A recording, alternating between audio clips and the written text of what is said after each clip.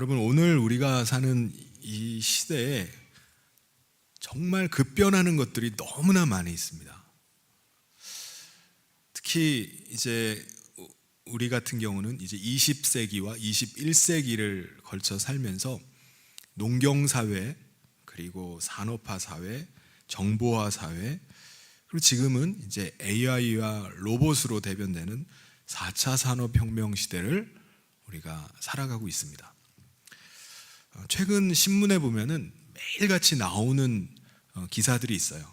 이제 바로 챗 GPT에 관한 칼럼, 기고, 기사, 논설 이런 것들이 거의 매일같이 막 쏟아져 나옵니다.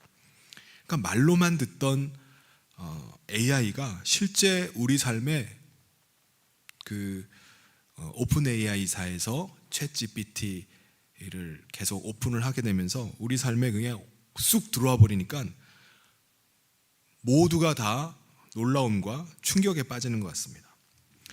여러분, 왜 AI가 이렇게 무서울 정도로 놀라운 거죠? 이게요, 계속 성장하고 발전해 나가기 때문입니다. 그러니까 데이터를 계속 넣어주면은 자기 스스로 계속 기계적으로 학습을 계속 해나가면서 발전을 하기 때문에 이게 무서운 겁니다. 이게 생성형 GPT, 대화형 GPT가 이제는 인간의 감성까지도 지금 학습을 하고 있어요. 그래서 인간의 감성을 AI가 그냥 장착을 하고 사람처럼 이렇게 반응을 하는 겁니다. AI가 너무나 위력적이어서 이것도 놀라운데 거기다가 로봇까지 이제 발전을 하고 있어요.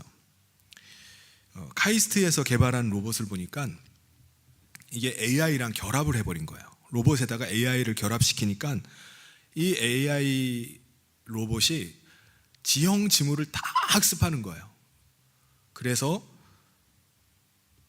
걸어가는데 자기가 학습한 대로 바닥의 느낌만을 보면 다음에 어떤 지형 지물이 나타나겠구나 라는 것을 예측을 해가지고 그대로 걸어가요.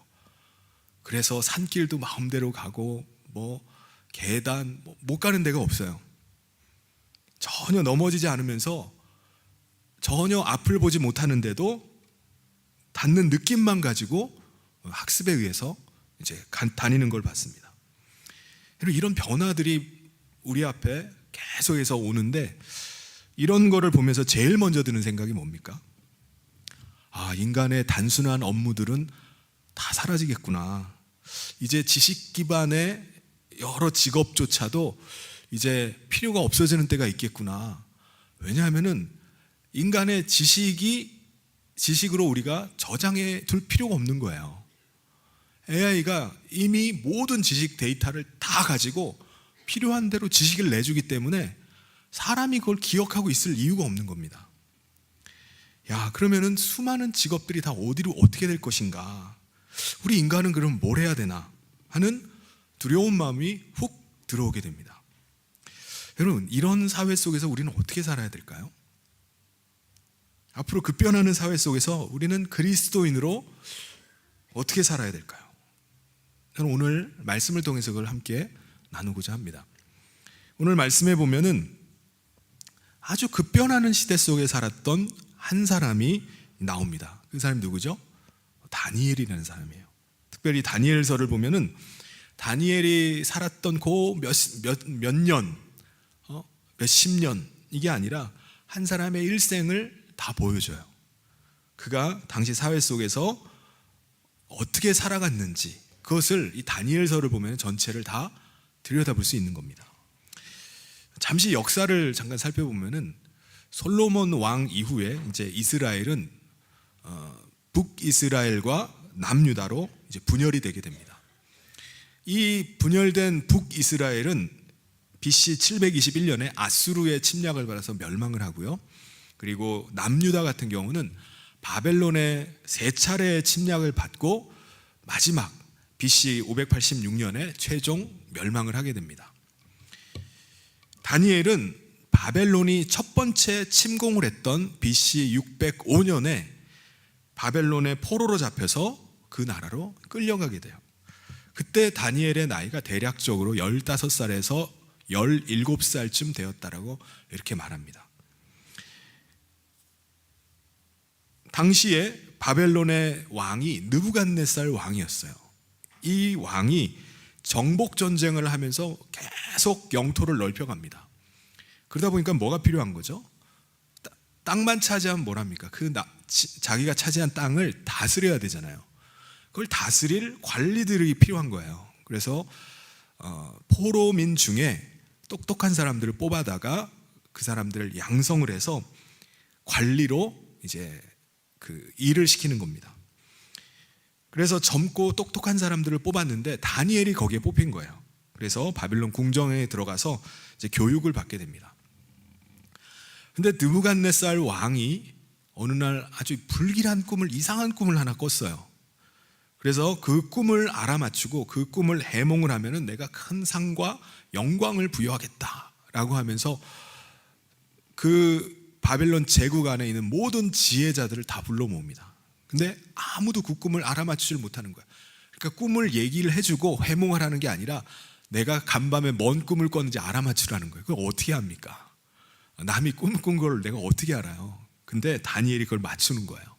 그래서 왕은 다니엘에게 바벨론 모든 지역을 다스리는 일을 맡겨줍니다. 다니엘이 느부갓네살 통치하에 30년을 바벨론을 통치하는 총리로 일을 하게 됩니다. 근데 BC 562년에 느부갓네살 왕이 죽어요. 바벨론 대제국의 왕이 죽고 나니까 일대에 혼란이 찾아옵니다. 정치적인 소용돌이가 막 휘몰아치면서 갈등 가운데 있다가 두 왕을 거치면서 결국은 누가 왕위를 받느냐? 느부갓네살 왕의 아들이었던 벨사살 왕이, 이제 벨사살이 BC 539년에 느부갓네살 아버지의 뒤를 이어서 이제 왕위에 오르면서 이제 나라를 이제 안정을 시키려고 합니다. 벨사살은 그렇게 정치적인 영향력이 없던 왕이었어요. 그러다 보니까 이 큰 나라를 다스려야 되는데 자기의 힘과 권력을 보면은 그만한 영향이 안 돼요. 그래서 그가 어떤 생각을 하냐면은 내 힘과 내 자신의 존재감을 좀 드러내야 되겠다라고 해가지고 그가 왕위에 오르고 나서 그 바벨론 제국 안에 1000명의 귀족들을 불러 모읍니다. 그래가지고 왕궁 안에 큰 연회를 열어요. 그래서 거기서 이제 자기의 존재감을 좀 드러내려고 했습니다.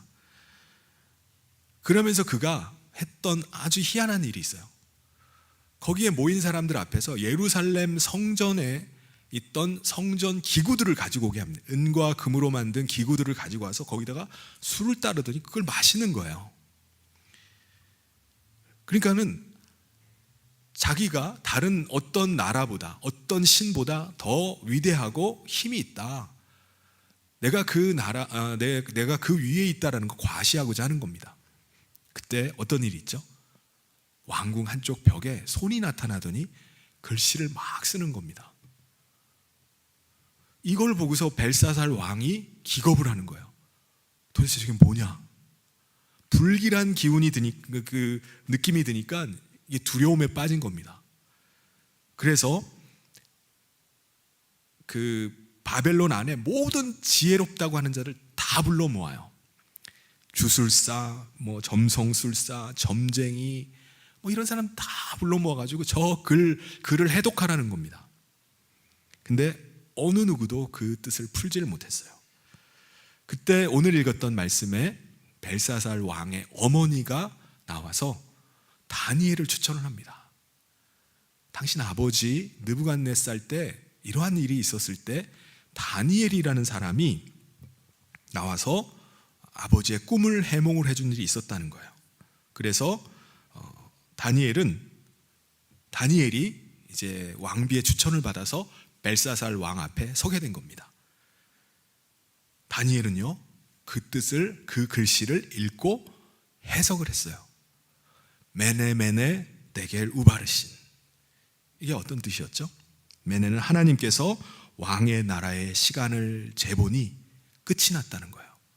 데겔은 왕의 왕을 저울에 달아보니까 무게가 모자란다는 겁니다. 그래서 베레스, 우바르신의 나라가 나뉘어서 메대와 바사 사람에게 줄 것입니다 라는 뜻이에요. 한마디로 망한다는 거죠. 여러분, 이게 뭘 말하는 거죠? 하나님께서 이 세계의 역사를 주관하고 계시는 것을 보여주는 겁니다. 벨사살 왕은 자기가 힘이 있고 권세가 있다라고 모든 귀인들을 다 불러 모아가지고 성전 기구에다 술을 막 따라 마시면서 자기의 권세를 나타내지만 사실은 그도 하나님의 주권하에 있는 겁니다. 세계의 역사는 유력한 몇몇 사람들에 의해서 흘러가는 것이 아니라 그 배경에는 하나님의 계획과 뜻에 의해서 사람들이 세워지고 역사가 흘러나간다는 것입니다. 벨사살 왕도 예외가 아니에요. 자기는 힘이 있고 나는 하나님조차 우습다라고 우습게 여기면서 성전 기구들을 술잔으로 썼지만은 그는 그날 밤을 못 넘겼어요. 다니엘의 예언대로 그는 그날 밤 고레스 왕의 침략을 받아서 이제 바사죠, 페르시아의 고레스 왕의 침략을 받아서 그날 죽음을 맞게 됩니다. 그래서 이 바벨론 제국이 끝이 나요. 여러분, 우리는 우리 자신의 인생, 우리 자신의 사역을 돌아볼 수 있어야 됩니다. 벨사살 왕이 자기 자신을 돌아보질 못하고 자기 자신을 과대평가하고 부풀렸지만은 하나님께서는 달아보신다는 거예요. 여러분, 하나님께서 우리를 달아보실 때 우리를 어떻게 평가하실까요? 하나님께서 우리를 달아보시면서 벨사살 왕에게 말씀하셨던 것처럼 메네메네 데겔 우바르신이라고 말씀하면 어떻겠습니까? 여러분, 하나님께서 우리를 보실 때 정말 무가치한 인생이 되어서는 안 됩니다. 하나님께서 저울로 달아봤는데 빈수레가 돼서는 안 돼요. 우리가 평생을 주님 모시고 주님과 함께 산다고 하면서 하나님이 달아보실 때 그런 평가를 받는다면 얼마나 허무한 인생이겠습니까? 주님 앞에 서기가 얼마나 부끄러운 인생이겠습니까? 다니엘이 예언했던 대로 그날이 가기 전에 바사의 페르시아의 고레스 왕이 침략해서 벨사살 왕은 죽게 됩니다. 그게 BC 539년에 일어난 일이에요. 그 이후에 나라가 어떻게 되죠? 바벨론 제국이 이제 끝이 나고 메대와 바사 제국이 이제 세계 역사 가운데 등장을 하게 됩니다. 성경에 보면은 메대의 다리오 왕이 바벨론을 접수했다라고 왕이 되었다라고 이제 기록을 하고 있습니다. 실제 역사는 어떤 내용이냐면은 메대와 바사라는 두 제국이 이제 연합 제국을 이루는 거예요. 그래서 메대 바사라고 이제 표현을 하는 겁니다. 당시 그 바사의 왕은 페르시아의 왕은 고레스였어요. 근데 고레스의 야망은요, 전 세계를 정복하는 겁니다. 그래서 그는 끊임없이 계속 정복 전쟁을 벌이는 거예요. 그래서 나라를 다스릴 수가 없는 거예요. 계속 전장에서 싸워야 되는데 언제 나라를 다스립니까? 그래서 자기가 정복 전쟁을 치르는 동안에 바벨론을 통치하는 통치자로 자기 외삼촌인 그 메대의 왕 다리오에게 바벨론의 통치를 맡겼던 겁니다. 그래서 다리오가 메대 바사의 연합군의 왕으로 2년을 통치를 해요. 그랬다가 고레스가 이제 정복 전쟁을 마치고 이제 바사 제국을, 페르시아 제국을 일으키고 거기에 왕위에 오르게 된 겁니다. 그래서 고레스 원년이라고 하면은 이제 메대 바사 연합 제국의 왕이었던 다리오 2년 뒤에 그 다음 해인 BC 537년이 고레스 왕 원년인 겁니다. 근데 여기서 놀라운 일은 뭐냐면은 나라가 지금 바벨론 제국에서 메대 바사 제국으로 넘어갔잖아요. 나라가 바뀌었어요. 왕이 바뀌어버렸습니다. 그런데 다니엘이 또다시 등용이 되어서 또다시 새 제국의 총리가 되는 거예요. 여러분, 이게 있을 수 있는 일인가요? 아니, 도대체 어떻게 새 제국의 그 최고의 관리로 다시 등용될 수 있나? 여러분, 멸망한 나라를 위해서 일했던 신하를 정복자들이 다시 자기 나라의 총리로 쓰는 게 있을 수 있는 일입니까? 말이 되나요? 있을 수가 없는 일입니다. 그런데 다리오 왕은요, 바벨론을 위해서 충성했었던 이 다니엘을 메데 바사 제국의 총리로 다시 불러서 그를 다시 쓴 겁니다. 왜 이런 일을 했을까요? 바벨론이 망하기 전에 벨사살 왕 치하에 있었던 바벨론은요, 극도로 부패하고 무질서했어요. 벨사살 왕이 왕으로서의 통치 능력이 없는 겁니다. 그런데도 그 정치적인 혼란 속에 왕위에 오른 거예요. 관리들은 부도덕하고 부패하고 자기 호주머니만 챙기기 바빠요. 다들 출세욕에 눈이 멀어서 있고 온갖 파렴치한 일들이 나라 안에서 벌어집니다. 이제 그 나라를 접수해서 메데 바사 제국이 이제 통치를 하게 된 거예요. 여러분, 그런데 새로 나라를 통치하게 된 메데의 그 다리오 왕이 내가 이제 왕이 됐으니까 모든 관리들을 싹 바꿔야지 한다고 해서 바꿔지나요? 그 큰 나라의 제국의 모든 관리들을 다 목을 날려버리면 나라는 누가 통치합니까? 행정일은 누가 하는 거예요? 그럴 수가 없는 거예요. 행정 관리들을 한꺼번에 다 날려버릴 수는 없어요. 그렇다고 지금 부정부패가 아주 만연한 이런 상태에서 나라를 어떻게 운영을 해갑니까? 이게 딜레마인 거예요. 다리오 왕에게는요, 정말 정직하게 이 국정을 잘 이끌어갈 사람이 필요한 겁니다. 그래서 그가 찾아낸 적임자가 누군 거죠? 다니엘이었던 거예요. 다니엘. 그래서 다니엘은요, 바벨론 제국의 총리였음에도 메데 바사 제국의 총리로 다시 등용이 됐던 겁니다. 다리오 왕이 이 다니엘을 다시 등용하게 되면서 그 이유를 이렇게 말해요. 다니엘 6장 3절에 보면 다니엘은 마음이 민첩하여 총리들과 고관들 위에 뛰어남으로 왕이 그를 세워 전국을 다스리게 하고자 한지라. 다니엘은 누구나 인정하는 전국을 다스릴 만한 탁월한 능력을 가진 사람이었습니다. 누구보다 민첩하고 그리고 누구보다 뛰어났어요. 그래서 그를 다시 씁니다. 그런데 그것뿐만이 아니었어요. 앞서 이 바벨론 제국이 얼마나 부패하고 무질서했는지 그 가운데 정직하고 신뢰할 만한 사람을 찾아야 되는데 그 사람을 찾을 수가 없었는데 다니엘이 그 사람이었던 겁니다. 누구보다 정직하고 믿을 만한 사람이었어요. 새 제국의 총리를 맡길 만한 사람이었습니다. 이때가 근데 다니엘이 포로로 끌려온 지 69년이 지난 때였어요. 나이가 80 중반에 이른 나이였습니다. 은퇴해도 옛날에 은퇴했을 나이인데 나라가 바뀌었는데도 이렇게 나이 많은 사람을 또 데려다가 총리 일을 맡기는 겁니다. 이건 뭘 말하는 거죠? 다니엘이 이 나이가 될 때까지 그가 어떤 삶을 살았는지를 우리에게 말해주는 거예요. 그 나이가 될 때까지 다니엘은요, 자기 자리에 결코 안주해 있지 않았습니다. 쾌락을 찾아서 출세만을 위해서 그렇게 달려가는 삶을 산 게 아니었어요. 그는 총리로서 인정받을 수 있는 능력을 갖추기 위해서 애쓸 뿐만 아니라 무엇보다 그는 하나님 앞에서 살아갔던 삶입니다.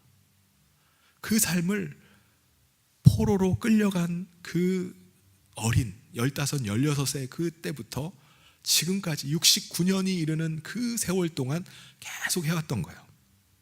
그걸 어떻게 알 수 있죠?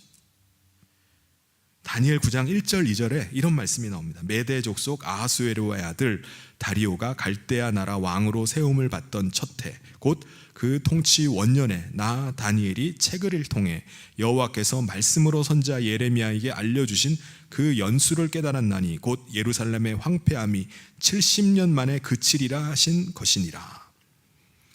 저는 이 말씀을 보면서 감동을 받았어요. 다니엘도 우리처럼 예레미야서를 읽고 있네. 내가 읽고 있는 이 책을 다니엘도 읽고 있었구나 라는 생각을 하니까 감동이 오더라고요. 그러니까 말씀 읽는 게 새롭게 다가오는 거예요. 당시에 메대 바사 제국의 새 총리가 되었으니까 다니엘이 얼마나 바쁘겠습니까? 할 일이 얼마나 많겠어요. 그럼에도 불구하고 그런 말씀을 계속 읽어가는 거예요. 말씀을 읽던 중에 이제 곧 하나님께서 바벨론 포로 70년의 포로 생활을 마치겠다라는 그 약속의 말씀을 읽게 된 겁니다. 그는 아무리 바쁘다 할지라도 하나님의 말씀 음성 듣기를 원했고 하나님의 말씀에 가까이 했던 사람인 것을 우리가 볼 수가 있는 거예요. 저는 오늘 우리가 사는 이 시대도 마찬가지라고 생각합니다. 하나님 앞에서 살아가고 하나님께 지혜를 구할 때 하나님께서는 우리 가운데 나이에 상관없이 지혜와 총명을 주실 줄 믿습니다. 실제로 나이와 상관없이 늘 말씀을 읽고 묵상하고 그 말씀을 기록하는 습관을 가진다면은 다니엘이 다른 어떤 지혜자들보다 민첩하고 뛰어났다고 말씀한 것처럼 우리도 그렇게 하실 줄 믿습니다. 제가 최근에 그 베스트셀러 중에 하나였던 역행자라는 그 책을 한 권 읽은 적이 있어요.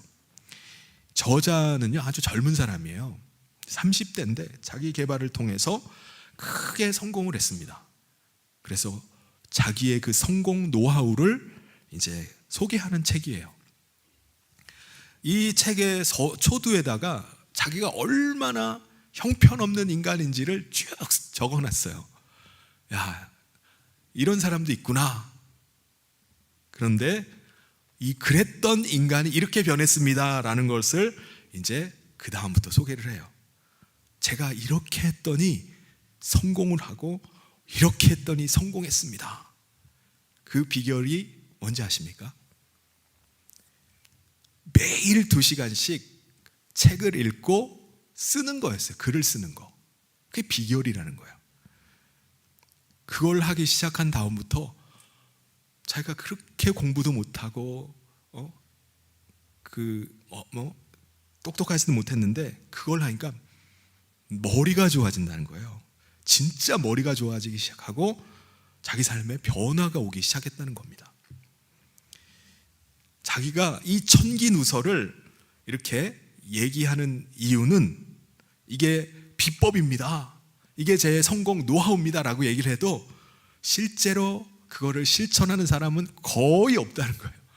그래서 자기가 천기누설을 얘기해도 사실은 따라하는 사람이 없다는 거예요. 하루에 매일 2시간씩 책을 읽고 글을 써보라. 그게 비법입니다. 그러니까 이 사람은 너무 확신 있게 이걸 이야기를 해요. 인생이 달라진다고 얘기를 합니다. 저는 이 저자의 의견에 전적으로 동의를 해요. 우리가 나이에 상관없이 매일 이렇게 하나님의 말씀을 읽고 또 묵상하고 우리가 그것을 묵상한 것을 기록하는 습관을 가진다면 우리도 또한 놀라운 변화와 성장이 있을 줄 믿습니다. 나이가 젊으면 정말 금상첨화죠.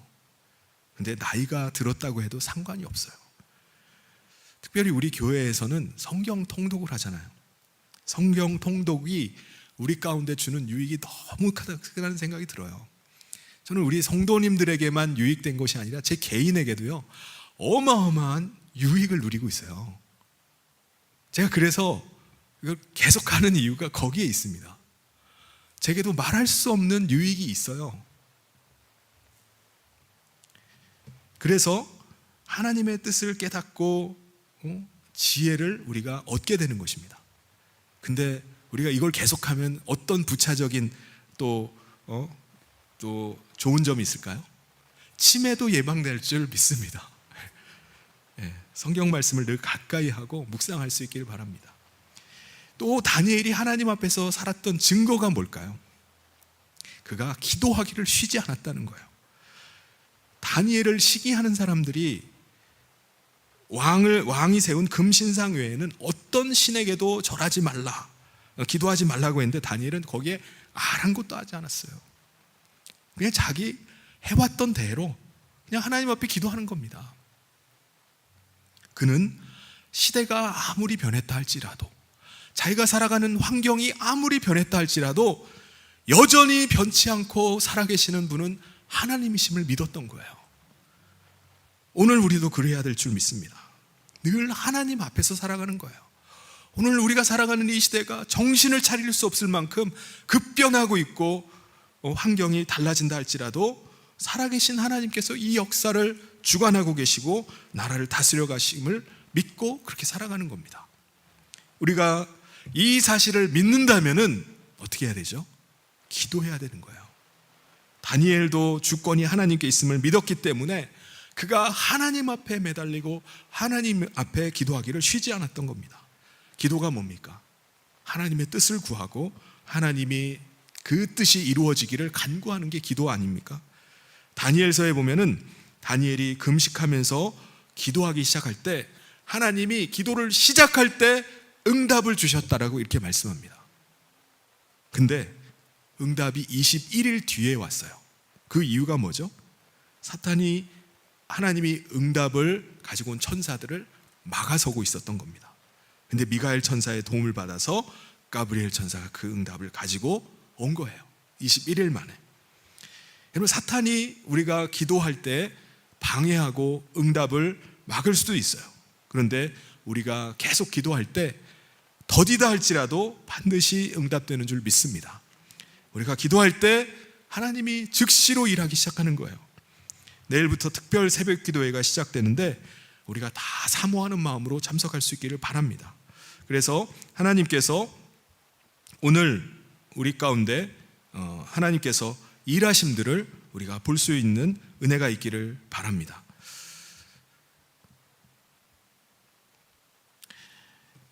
여러분, 급변하는 시대를 우리가 살면서 변화되는 새로운 세상 가운데 우리가 두려움을 느끼면서 살 수도 있어요.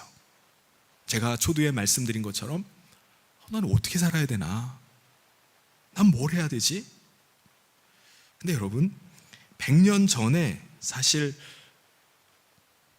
우리나라가 근대화되기 전이죠. 100년 전에 오늘 같은 지금의 이 대한민국이 생겨나리라고 상상이나 했겠습니까? 여러분, 과거 100년 전 사람이 정신상담, PT 강사, 리포터, 주식, 비트코인 이런 걸 알기나 했겠습니까? 상상이나 했을까요? 대부분의 사람들은 그냥 농사 지으면서 그냥 사는 거예요. 그러니까 무슨 말씀이냐면은 우리 앞에 새로운 세계가 펼쳐지고 인공지능과 로봇이 인간이 하는 일을 대신하는 때가 온다 할지라도 그거는 마찬가지라는 겁니다. 인공지능과 로봇이 인간이 하는 일의 상당 부분을 대신할 거예요. 그렇지만은 그렇다고 해서 인간이 필요 없어지거나 인간이 할 일이 없어지는 것은 결코 아니라는 것입니다. 오히려 AI나 로봇으로 인해서 인간이 하기 힘든 일, 어려운 일, 더러운 일, 거기서 인간을 해방시켜 주는 겁니다. 그러니까 인간은 더 나은 일을 행하면서 할 수 있는 거예요. 그래서 신기술은 새로운 산업을 만들어냅니다. 그래서 지금은 상상할 수 없는, 듣도 보도 못한 그러한 직업들을 새롭게 만들어내는 거예요. 그래서 새로운 기술의 변화와 함께 인간이 같이 협업을 하면서 나갈 것입니다. 여러분, 지금 비행기가 하늘을 날고 있는데 사실은 거의 다 자율비행입니다. 그런데도 자율비행으로 비행기가 알아서 날아갔다 내려왔다 하면 다 아닙니까? 파일럿이 같이 타고 같이 가듯이 같이 가는 거예요. 여러분, 사람의 노동 효율성이나 생산성이 극대화되면 어떻게 될까요? 경제가 성장하는 거죠. 경제가 성장하면은 일자리가 줄어드는 것이 아니라 일자리가 계속 늘어납니다. 경제가 성장을 하지 않기 때문에 일자리가 없어지는 거예요. 그런데 오히려 효율성, 노동 효율성이 늘어나고 생산성이 늘어날수록 새로운 일자들이 계속 늘어나게 돼 있습니다. 그러므로 변화된 세상의 사회에 맞춰서 우리도 배우기를 멈추지 않아야 됩니다. 계속 변화된 세상 가운데 적응해가는 노력들이 우리 가운데도 필요해요. 근데 그 무엇보다 중요한 것이 뭐죠? 다니엘이 시대를 뛰어넘고 제국이 바뀐다 할지라도 변하지 않는 그 하나님을 붙잡았듯이 우리도 그 하나님을 붙잡는 거예요. 다니엘은 그렇게 해서 다리오 왕 때 2년을 총리로 일하고 그 다음 해에 고레스 왕이 바사 제국을 페르시아 제국을 세우면서 그 첫 해 다니엘은 고국으로 귀환을 하게 됩니다. 다니엘은 70년을 타국에서 귀한 일꾼으로 중요한 일을 맡으면서 살다가 본국으로 귀환하게 된 거예요. 그리고 90세의 나이에 하나님의 부르심을 받게 됩니다. 사랑하는 성도 여러분, 오늘 우리도 이 변화하는 세상, 도무지 예측할 수 없는 이 환경 가운데 늘 하나님의 뜻을 구하고 하나님의 마음을 품고 살아갈 수 있는 성도님들이 되기를 간절히 소원합니다. 그럴 때 하나님께서 이 시대를 이기고 이 세상을 감당하게 할 줄 믿습니다. 바라기는 다니엘과 같이 그의 인생 90에 이르기까지 계속해서 쓰임받았던 것처럼 우리가 주님 앞에 서는 그날까지 하나님의 손에 귀하게 쓰임받는 주의 종된 삶을 살아가는 우리 모든 성도님 되시기를 주님의 이름으로 축원합니다. 우리 같이 찬송 같이 하고 같이